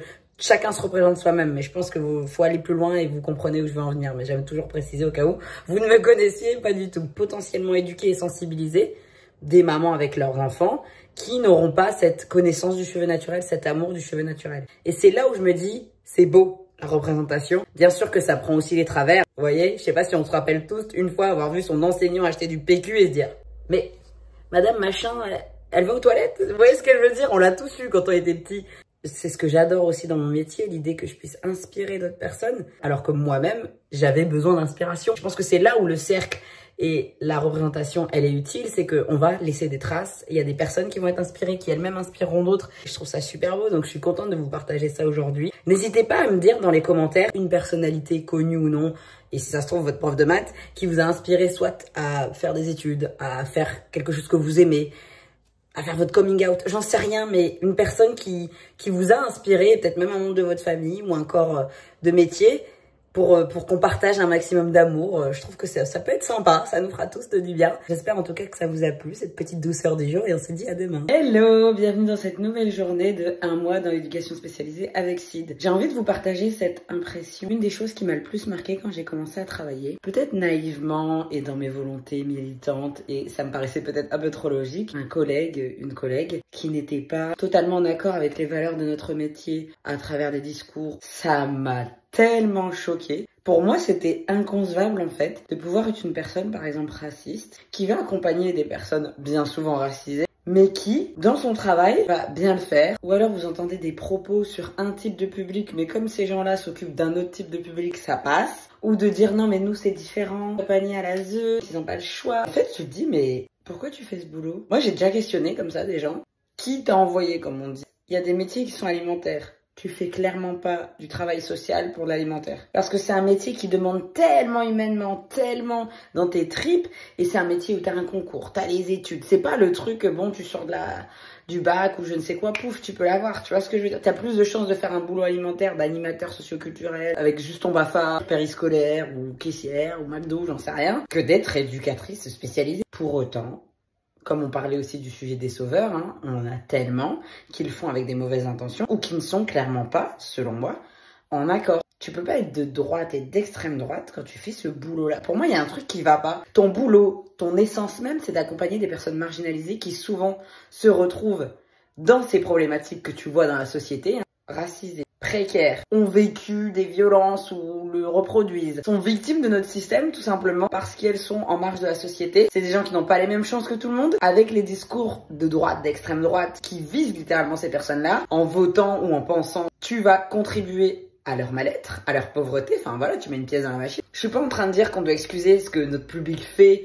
ou est. Je suis pas en train de dire, oui, quand un mec sous OQTF poignarde une femme, c'est ok. Non, enfin, je pense que vous êtes d'accord. Les discours que j'entends dans la vie de tous les jours de dire, oh, tu t'occupes des publics, c'est à cause de vous que les gens, ils ont toujours plus d'aide en faisant rien. Vous voyez tous ces stéréotypes. La France est perdue à cause des pauvres, à cause des noirs, à cause des arabes. Bon, vous connaissez. Bah, ces gens-là pensent ça, mais ils travaillent avec eux. Du coup, je sais pas, ils essayent de se racheter une conscience. Est-ce que c'est des points que vous avez gagnés pour le paradis? C'est une vraie question. Parce que je ne comprends pas comment même ça vous tord pas de l'intérieur. Parce que vous êtes contre ces gens-là. C'est pas trop clair dans votre tête, hein.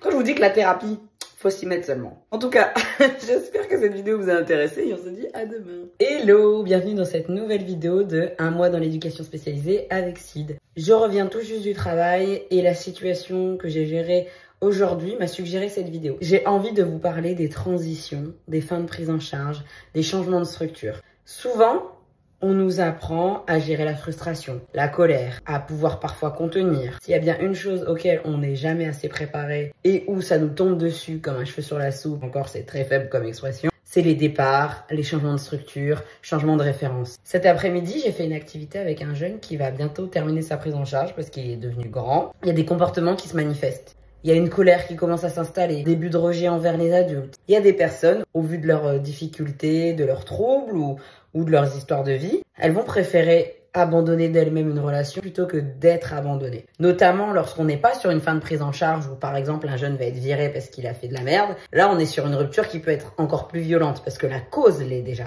Mais lorsque le jeune est grand et passe dans un nouveau projet et donc que ça se passe bien, le jeune est à 21 ans et puis en fait il va aller dans une structure autonome parce qu'en fait il a les capacités. C'est là où vous voyez à quel point ces personnes-là ont été abîmées par la vie et que même si vous avez tenté tout ce que vous avez pu, il y a cette fracture et cette faille qui reste présente. Vous pouvez le transposer avec des relations que vous avez connues. Vous savez quand le partenaire préfère vous laisser le quitter plutôt que vous Ça fait typiquement partie de ces profils-là.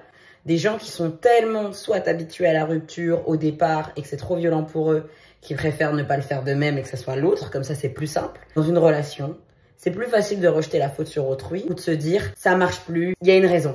Alors que juste se dire on n'est plus fait pour être ensemble. Ça y est, nos chemins se séparent sans avoir de mauvais termes. Je suis un adulte, je dois changer de structure. Ça y est, j'ai 6 ans, je dois passer dans les grands. C'est quelque chose qui peut être hyper violent. Bien évidemment parce que c'est des personnes qui sont carencées en majorité. Ou souvent les tuteurs légaux, les parents n'ont pas cette capacité de gérer les transitions elles-mêmes. Souvent, il y a un schéma qui se répète, je pense que vous l'avez compris.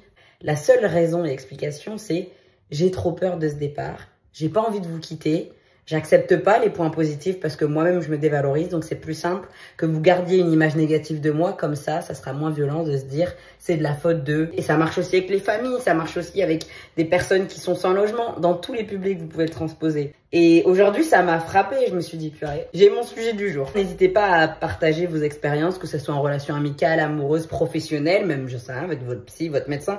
Je pense que ça se transpose dans toutes les relations humaines. Même si je parle dans le cadre de mon travail, je pense que vous avez compris l'idée. En tout cas, j'espère que cette vidéo vous a intéressé et on se dit à demain.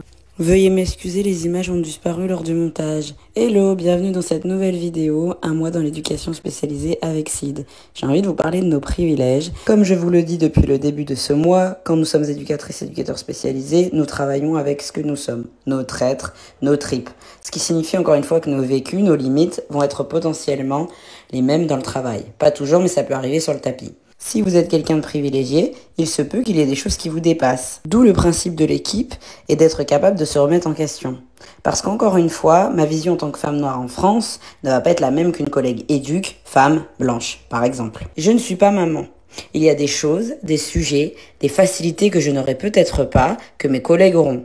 Je ne dis pas que parce que tu es concerné, tu as forcément raison et tu as forcément le doux sompçon, le bon avis.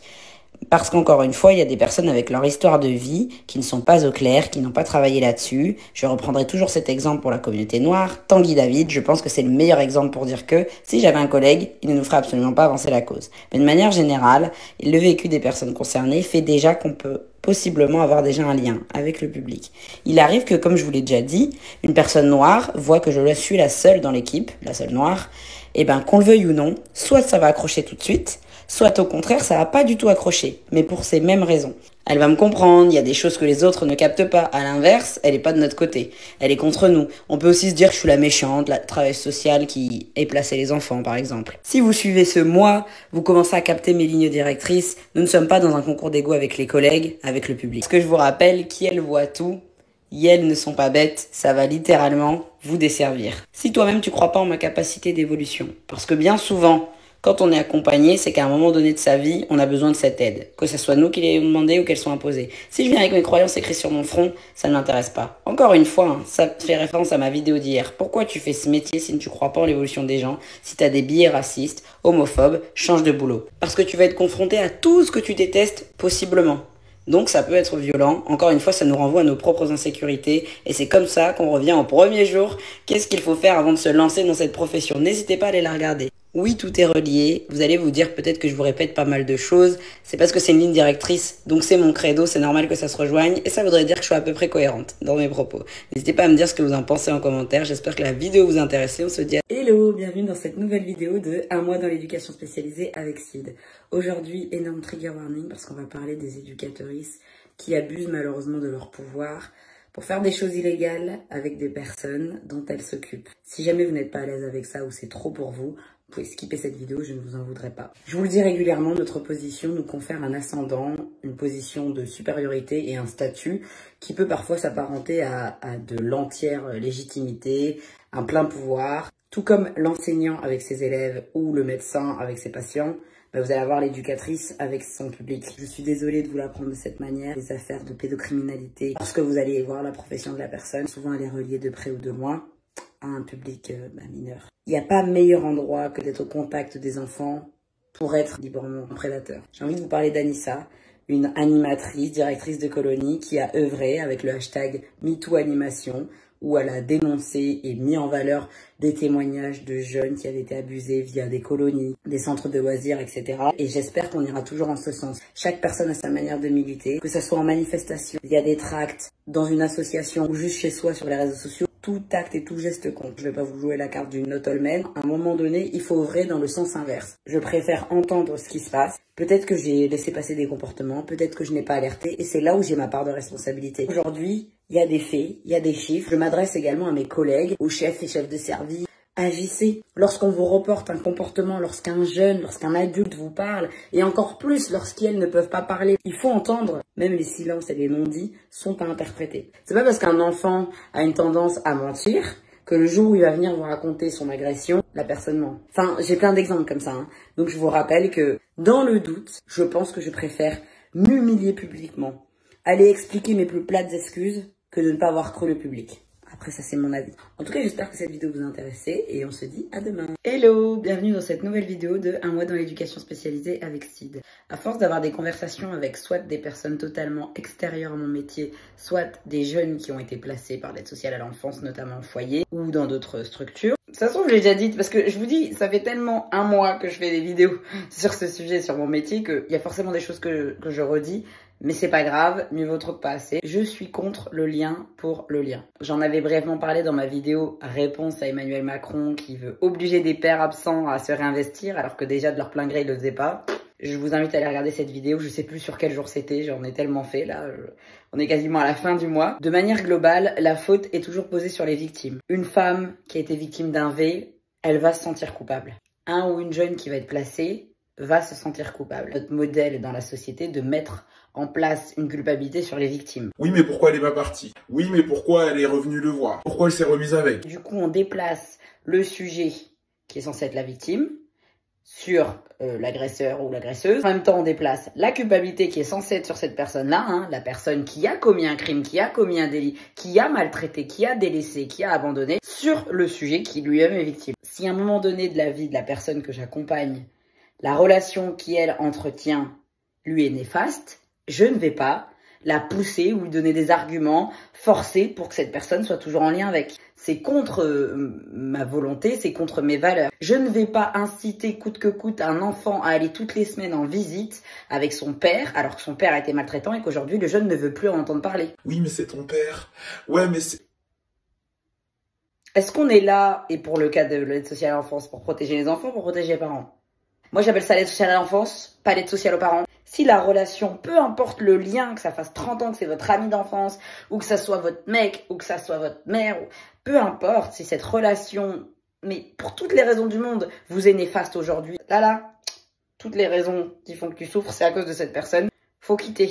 Je suis désolée, ça fait mal, mais à un moment donné, votre vie, vous allez devoir la construire par vous-même. Et des personnes, si possible, saines qui vous entourent. Vous savez, quand c'est des familles nombreuses, il y a facilement un ou une jeune qui sort en dehors du schéma familial et de le reproduire.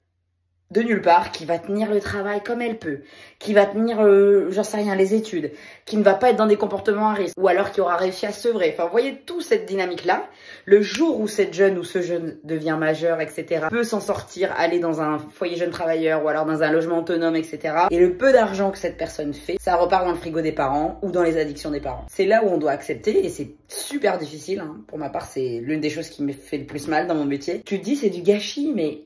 malheureusement, si t'as fait ce que t'as pu, tu peux pas faire plus. Si vous êtes avec quelqu'un qui ne vous attire que du mal, ou en tout cas que les répercussions de cette influence sur vous ne soient pas positives, je vois pas l'intérêt. Vous n'êtes pas le thérapeute d'autrui, vous n'êtes pas l'éducatrice d'autrui, c'est pas votre métier et que vous le faites pas dans un cadre professionnel, vous n'êtes pas l'assistante sociale, l'infirmière et... bon, on en parlera peut-être demain. En tout cas, j'espère que cette vidéo vous a intéressé et on se dit à demain. Hello, bienvenue dans cette nouvelle vidéo de Un mois dans l'éducation spécialisée avec Sid.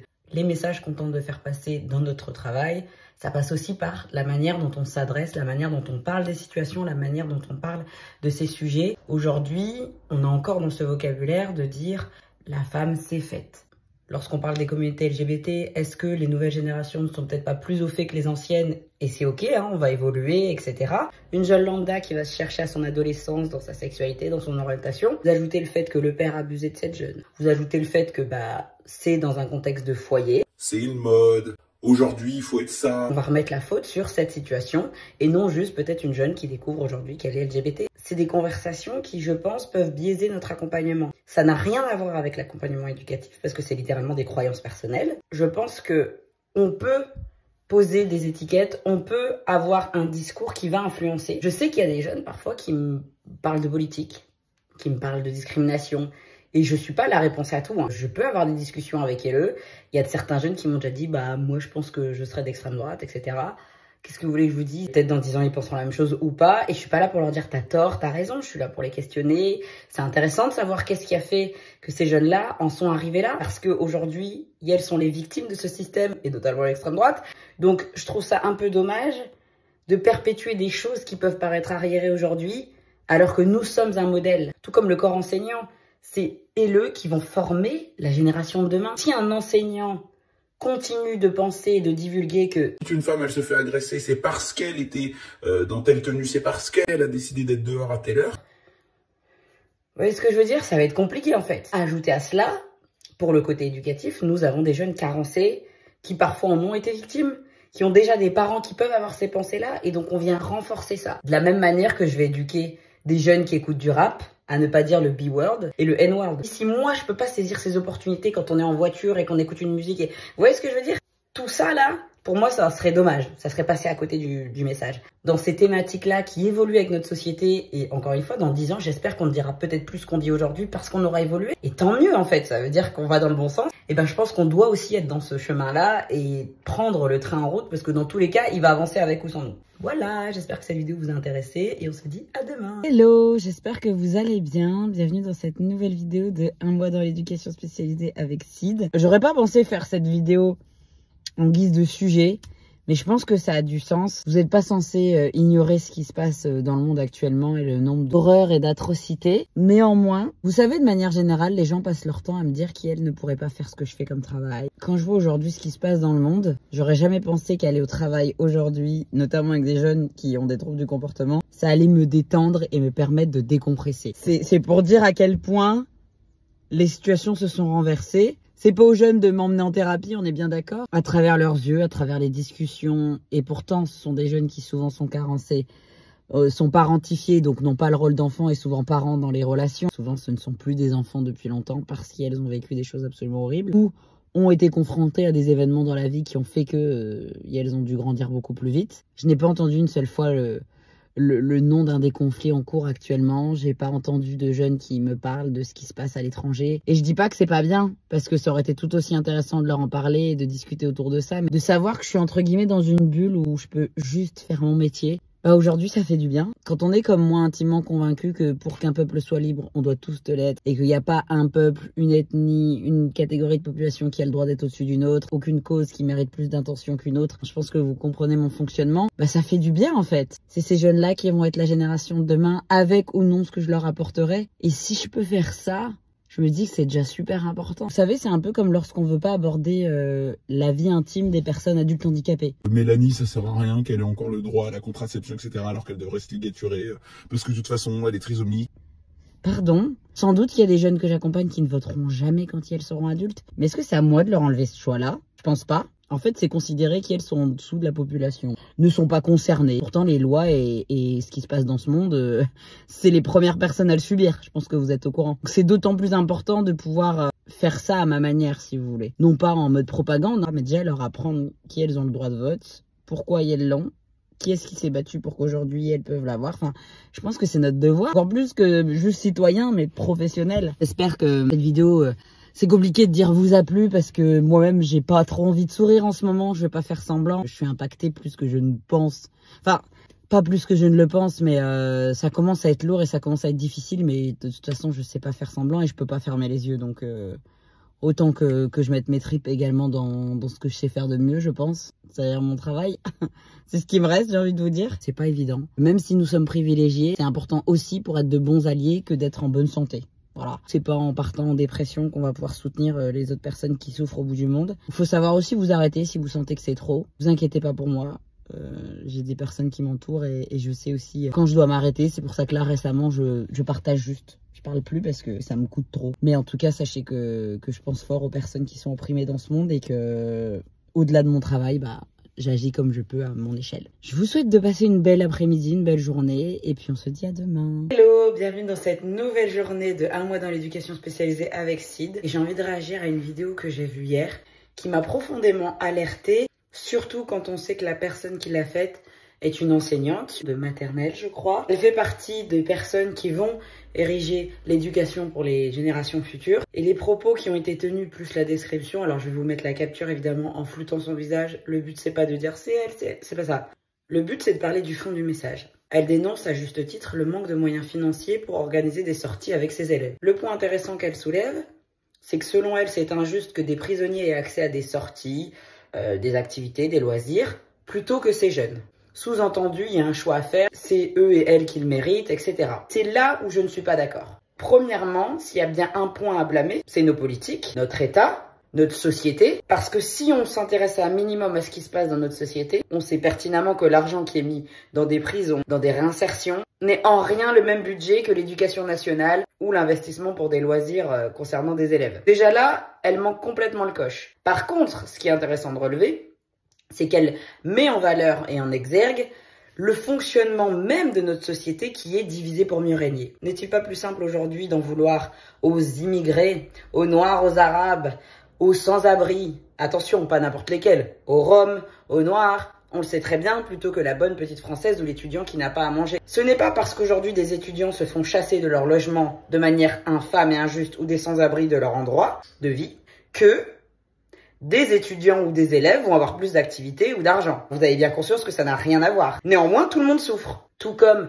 une femme qui a intériorisé la misogynie, qui va en vouloir aux autres femmes d'avoir un poste, etc., plutôt que d'en vouloir au patriarcat à notre société. Au lieu de se cibler sur des actions, des revendications, militer, d'aller voter pour plus de droits pour les élèves, de solliciter les parents, aller dans une association, manifester, à faire une lettre ouverte. J'en sais rien, il y a plein de raisons. Cette dame préfère en vouloir aux prisonniers. Du coup, j'ai un deuxième point à soulever. C'est mon métier en tant qu'éducatrice spécialisée d'accompagner les personnes marginalisées. Vous aimez bien dire je pourrais pas faire ce que tu fais, etc. Parce que ça, vous aimez bien les entendre. Quand il s'agit d'accompagner le mauvais type de personnes, je vous entends plus. Et je sais que ça fait mal, hein, mais c'est la vérité. Et tout le fantasme que vous avez autour de la prison, de soi-disant un trop bon traitement, de jeux vidéo, piscine insonnable, parce que toujours plus, hein, ça c'est des discours d'extrême droite, désolé de vous l'apprendre. On te dit tous les jours quoi faire, quoi manger, à quelle heure. T'as pas à faire par toi-même. Ces gens-là, vous leur demandez de sortir comme ça, dans la rue, sans accompagnement, sans soutien. Alors nous sommes là. Lorsqu'on pointe du doigt les sorties, la réinsertion, des bibliothèques, un confort, c'est contre ce que nous faisons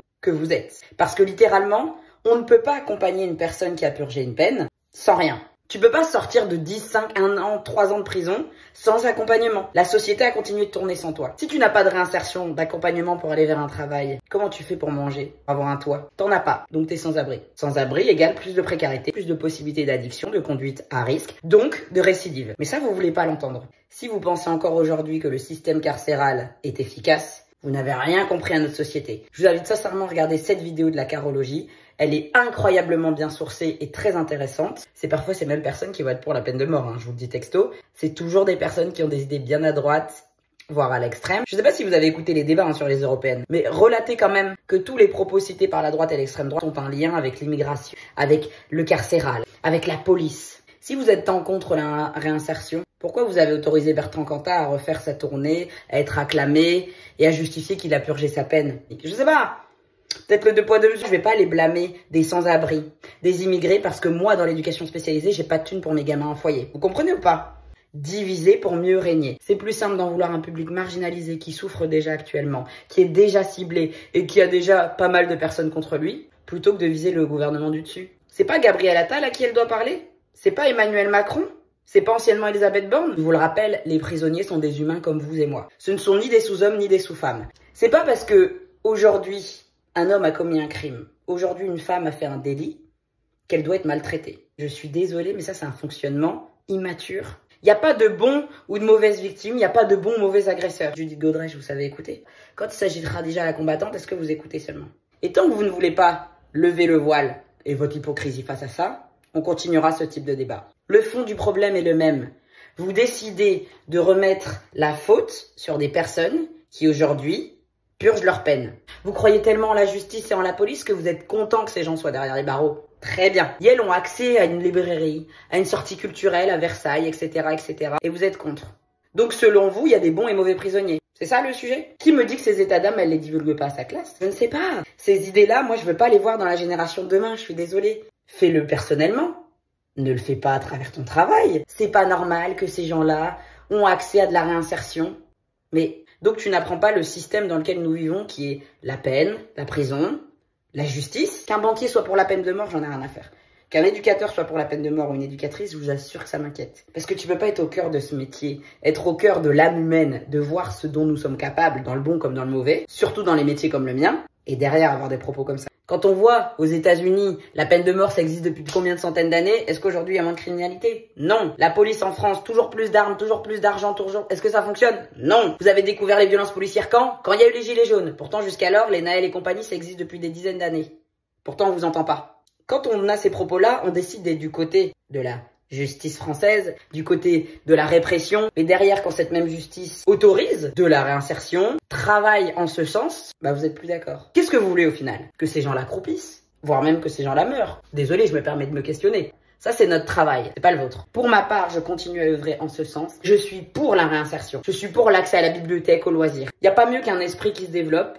Encore plus dans une prison. Je vois pas pourquoi ces gens-là auraient le droit de faire du sport. Bizarrement, les salles de sport, ça vous dérange pas. Ça, ils ont le droit. Voilà, ça c'est ok. Si c'est de la littérature, faudrait pas qu'ils s'élèvent un petit peu trop. La question, c'est qu'est-ce qui vous embête là-dedans? Le fait que ces gens-là soient mieux lotis peut-être que des étudiants. Très bien. À aller lutter pour que les étudiants aient plus de droits. Pourquoi enlever les droits de certains pour les donner à d'autres? On continue de donner beaucoup de droits aux mêmes personnes. Et là, je vous entends pas. Pour ces mêmes raisons, je boycotte les JO. Parce que des étudiants ont été mis à la porte, parce que des sans-abri ont été mis à la porte. Si ça se trouve, cette enseignante a même parlé des Jeux Olympiques avec les enfants, a même fait des Olympiades, a même fait des activités, peut-être des dessins avec les anneaux. Vous voyez ce que je veux dire? Si dans le fond de ta pensée, t'as un problème avec notre société, œuvre en ce sens. En tout cas, tu te trompes de combat. Ou alors tu sais très bien qui est-ce que tu vises. Si vous autorisez des gens à avoir une peine et donc à un moment donné en sortir, vous les laissez se balader dans la nature?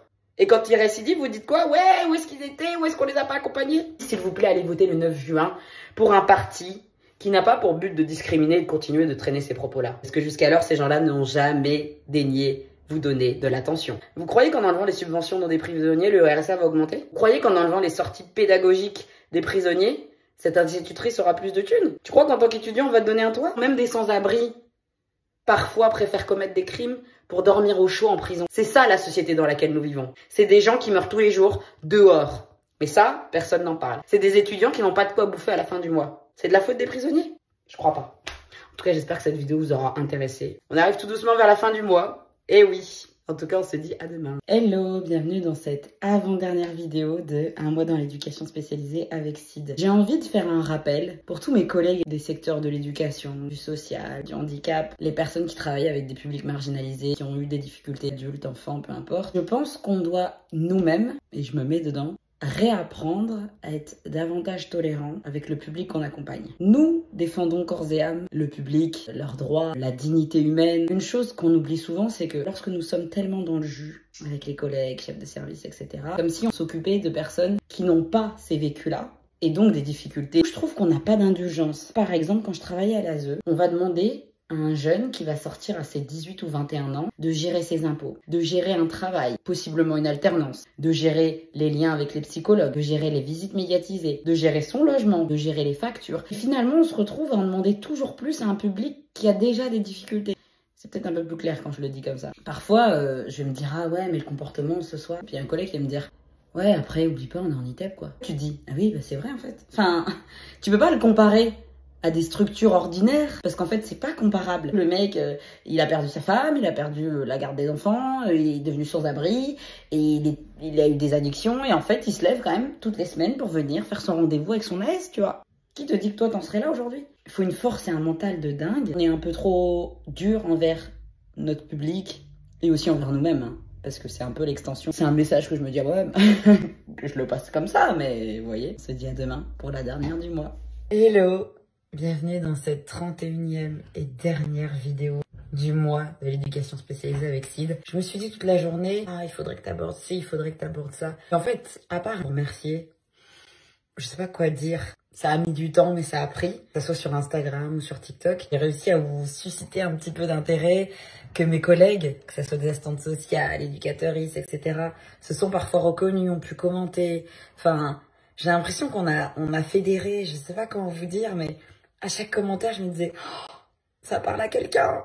Oh, mais vraiment tellement partagé. Je me sentais pas capable parce qu'il y a un moment donné, je me suis dit, oh, c'est long, purée, j'avais oublié. Voilà, parce qu'on aime la difficulté ici. Là, j'avais tellement de sujets en tête et puis il fallait en même temps aller au travail, en même temps faire le contenu. Actuellement, je suis en train de monter la vidéo YouTube qui va sortir demain sur le Blockout 2024, donc d'ailleurs, n'hésitez pas à me suivre là-bas. Je pense que c'est comme si j'avais été en formation. Je me suis posée pour en parler, même avec l'actualité, et je vous remercie de m'avoir remise en question, de m'avoir reposé des questions, qui m'ont donné d'autres idées, d'avoir interagi, d'avoir partagé, de m'avoir soutenu, que ce soit en DM. Mais franchement, merci, hein. Comme je le dis toujours, on a la communauté qu'on mérite. Vous êtes tellement tolérants et tolérantes. J'ai l'impression que vous prenez le temps. Et même si je fais pas bien, de me l'expliquer. Il n'y a pas d'animosité. Et c'est tellement agréable. Merci pour ça. Bon, bien sûr, hein, j'arrête pas de travailler. J'arrête pas mon métier. Mais c'était intéressant. Très éprouvant, par contre. Je vous remets pas que je vais pas en refaire d'ici demain. Il faut également que je monte tout ça pour YouTube. Comme ça, il y aura une trace là-bas. Je pense que la vidéo va durer 1h30. Mais en même temps, la team YouTube n'a pas le droit d'être mise de côté. Comme ça, les personnes qui n'ont peut-être pas pu suivre à la suite, vous mettez ça en fond, c'est comme un long podcast. Et puis voilà, parce que je parle un petit peu beaucoup, donc voilà. En tout cas, merci pour le soutien, la force. Et aujourd'hui, je peux vous le dire encore une fois, mais on se dit à demain.